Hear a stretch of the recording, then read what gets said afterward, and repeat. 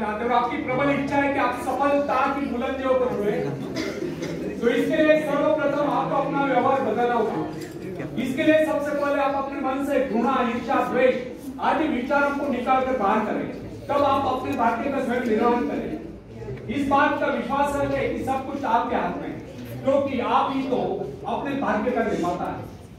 Friends, मनुष्य एक ऐसा प्राणी है जिसे प्रकृति ने सब कुछ दे रखा है, निसर्ग ने सब कुछ दे रखा है। इतना नहीं, प्राकृतिक गुणों के अतिरिक्त यदि किसी प्राणी में कुशलता है तो अपने कौशल से दूसरों के गुणों को अपनाकर और भी अधिक गुण संपन्न हो सकता है। उदाहरण के लिए, हम मछली के भांति जल में जीव नहीं, लेकिन हमारे मन में उसके भांति तैरने की इच्छा जागृत हुई तो हमने तैरना सीख लिया।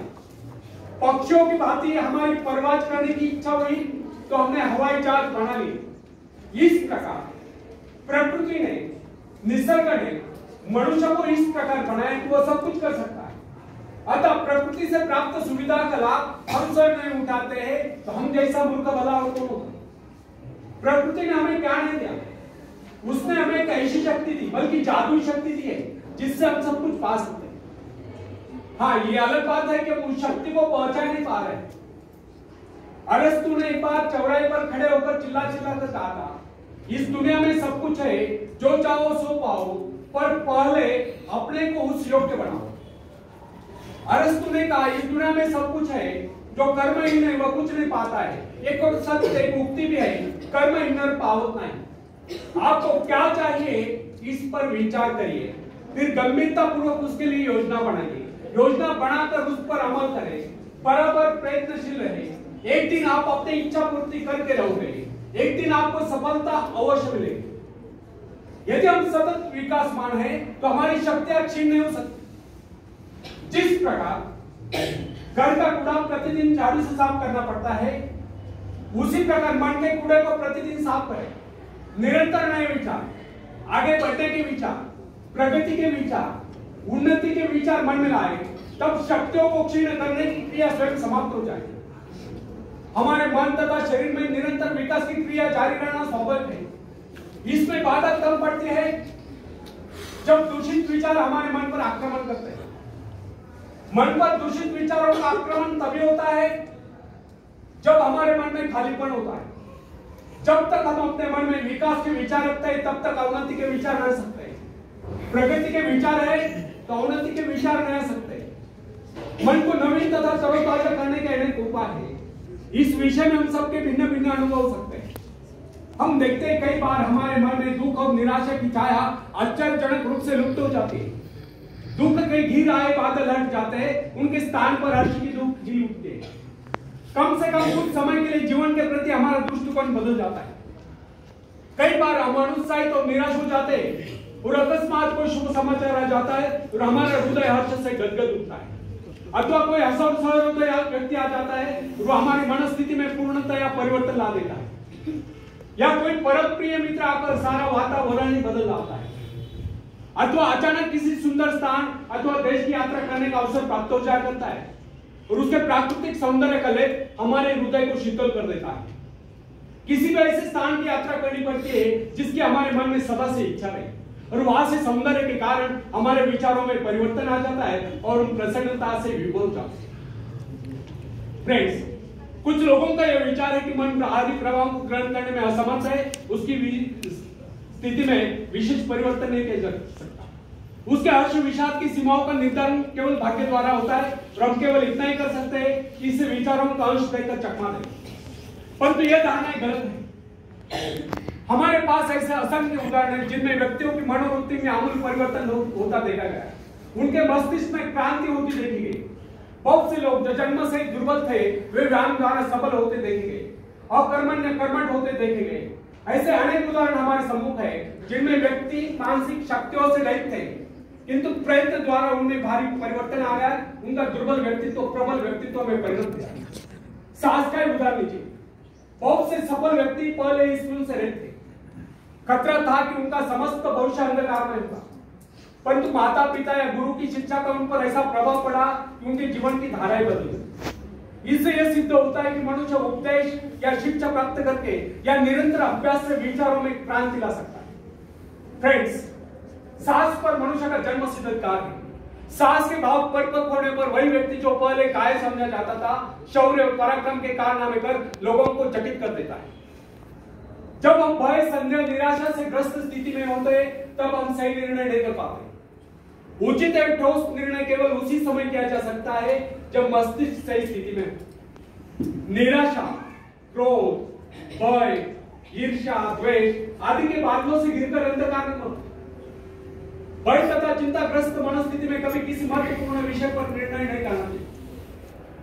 जब मन निर्मल, संतुलित, शांत हो, कोई भी निर्णय उस समय करना। उस समय जो योजना बनाई जाए केवल उन्हीं को कार्यान्वित करने का प्रयत्न कीजिए। भय, क्रोध आदि के आवेग पर मानसिक शक्तियां बिखर जाती है। उस समय मन एकाग्र न रहने के कारण निर्णय गलत होते हैं। यदि मनुष्य सही शिक्षण प्राप्त करे या मन को अभ्यास कराए तो निराशा, क्रोध, ईर्ष्या, द्वेष आदि विचारों को कुछ क्षणों में अपने मन से निकालकर बाहर कर सकता है तथा प्रसन्नता का अनुभव कर सकता है। प्रसन्नता, आशा, आकांक्षा, उत्साह इन भावनाओं के आते मन का अंधकार दूर हो जाता है। अतः व्यक्ति को चाहिए कि नकारात्मक विचारों को हर समय अपने मन में रखे। सभ्यता की प्रत्येक नई आवश्यकता मानव मस्तिष्क को नई चुनौती देती है। और जिस प्रकार जानवरों तथा मनुष्यों के शरीरों में जलवायु तथा वंश रक्षा के उद्देश्य से समय की आवश्यकता के अनुरूप लगातार सुधार होता चला गया है, उसी प्रकार आज के परिवर्तित आवश्यकता वाले संसार की मांग के अनुरूप मनुष्य को भी अपने मस्तिष्क को सुधार कर मुकाबले के लिए तैयार करना होगा।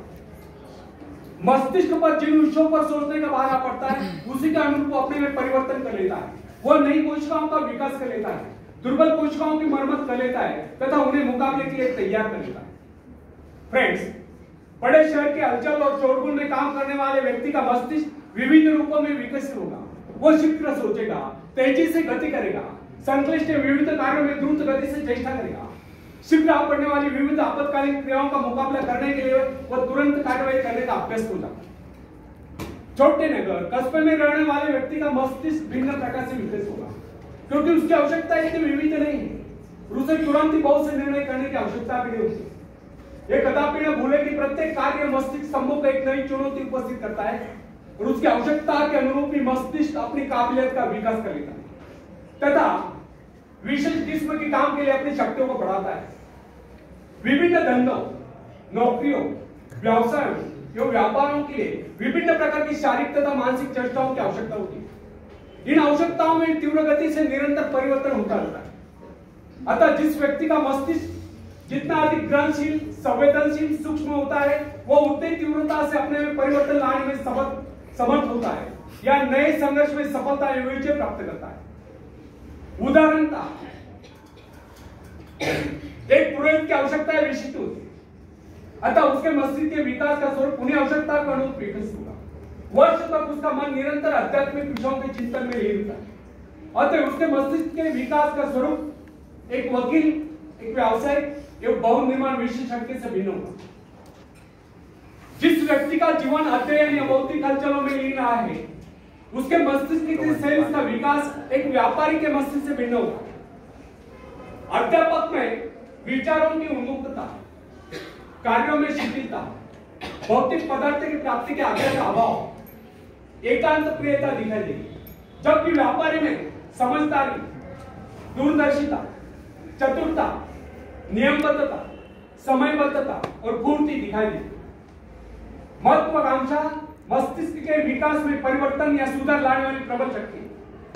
महत्वाकांक्षा या अपने जीवन के उद्देश्य को तय कर लेना स्वयं अपने आप में मस्तिष्क संबंधित बहुत ही महत्वपूर्ण घटना है।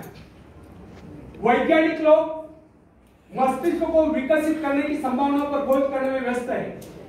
समय आएगा जब मस्तिष्क के विकास के रहस्य को मानव जान लेगा और इससे मनुष्य के चरित्र के विकास का कार्य सरल हो जाएगा। तब तक हमारे लिए इतना ही जान लेना पर्याप्त है। यदि हम अपने मस्तिष्क का ऐसा विकास चाहते हैं कि हमारा व्यक्तित्व सर्वप्रिय बने, तो इसके लिए सर्वप्रथम हमें अपने मन से घृणा, ईर्ष्या, द्वेष आदि विकारों को निकाल कर बाहर कर देना होगा।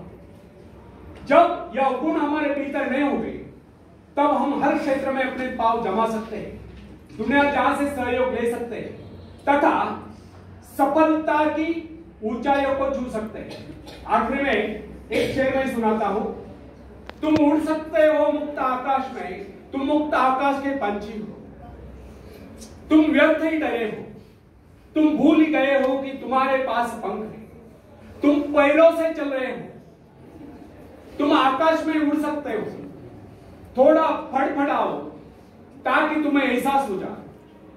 ध्यान सिर्फ भरोसा पैदा करने के लिए है, तुमने कुछ खोया नहीं, तुम सिर्फ भूले हो कि अपने पास पंख है, अपने पास पंख है। धन्यवाद।